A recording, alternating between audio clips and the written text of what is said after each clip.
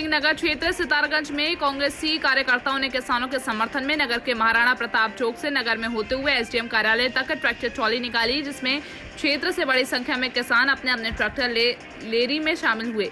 कांग्रेसी कार्यकर्ताओं और किसानों की ट्रैक्टर रैली की हुंकार से नगर नरेंद्र मोदी किसान विरोधी जो किसानों ने टकराएगा चूर चूर हो जाएगा भाजपा सरकार मुर्दाबाद के नारों से गूंज उठा। महाराणा प्रताप चौक से सैकड़ों की संख्या में ट्रैक्टर रैली शुरू हो गई और कृषि मंडी स्थित एसडीएम कार्यालय पहुंची।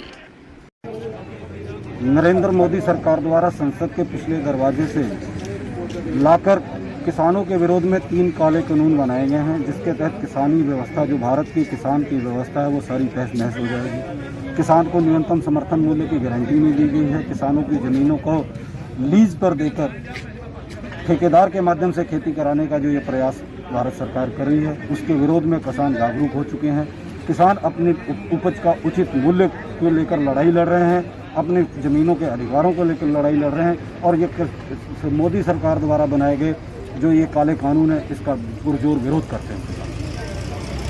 अध्यादेश जो 3 अध्यादेश काले अध्यादेश मैं कहूँगा जो मोदी सरकार ने निकाले हैं, जो किसान विरोधी हैं, जिसमें ना तो एमएसपी की गारंटी है, हमारी मंडियाँ ख़त्म कर दी जा रही हैं, हमारे व्यापारी भाइयों को भी नुकसान हो रहा है इससे। इन सब चीज़ों को लेके आज किसानों को ये पता लगा है कि ये सरकार हमारी विरोधी सरकार है और ये सरकार जो ईस्ट इंडिया कंपनी थी, जो अंग्रेज़ों का शासन था, उस तरीके की व्यवस्था यहाँ पे कायम करने की कोशिश कर रही है। हमारी मंडियाँ ख़त्म करके हमारे अपने जो खेत हैं उन खेतों में हम खुद दिहाड़ीदार मजदूर बन जाएंगे। हमारी मंडियाँ इन बड़े व्यापारियों का भंडार गृह बन जाएंगी और जो किसान है वो कहाँ जाएगा।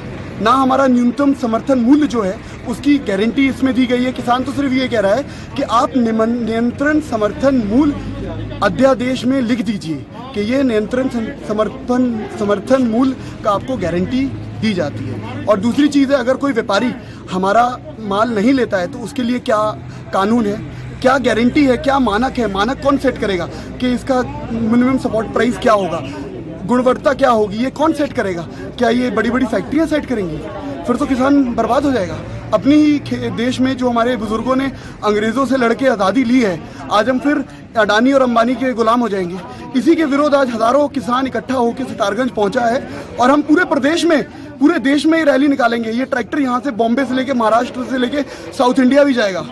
और इसी के साथ आज हमने यहाँ माननीय राष्ट्रपति महोदय को ज्ञापन दिया है और उप जिलाधिकारी के द्वारा, और हम चाहेंगे कि सरकार हमारी मांगों का समर्थन करे। लेटेस्ट न्यूज देखने के लिए प्राइम ब्रेकिंग न्यूज चैनल को सब्सक्राइब करना ना भूलें और साथ ही डेली अपडेट्स पाने के लिए बेल आइकन